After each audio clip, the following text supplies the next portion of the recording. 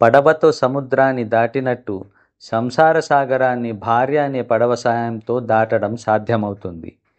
ఏ గృహస్థు అయితే భార్య శ్రేయస్సుని కోరుకుంటాడో అలాంటి గృహస్థునికి భార్యని అర్ధాంగిని అంటారు.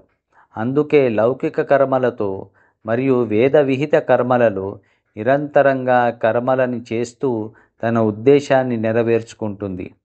వేరే 3 ఆశ్రమవాసులకు ఇలాంటి అవకాశం దొరకదు. వాళ్ళు ఇంద్రియాలనే శత్రువులచే పీడించబడుతూ ఉంటారు. కానీ గృహస్థాశ్రమంలో ఉన్న గృహస్థుడు భార్య మీద ఆధారపడినవాడు. ఇంద్రియాలను జయించి తను అనుకున్నది సాధిస్తాడు.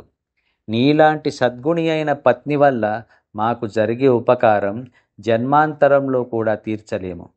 మరియు ఏ భర్త అయినా తన భార్య రుణాన్ని తీర్చడం ఒక జన్మలో సాధ్యం కాదు.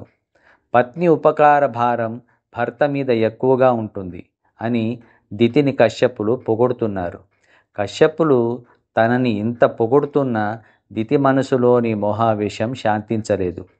మళ్ళీ తన కామదాహాన్ని ప్రదర్శిస్తుంది. కశ్యపులు, ప్రియా, నీకు సంతానాన్ని పొందాలని ఆశ ఉండడం తప్పు కాదు. కానీ ఒక ముహూర్తకాలం అంటే 30 గంట నిరీక్షించు. నా ధ్యానాన్ని సమాప్తి చేసి వస్తాను.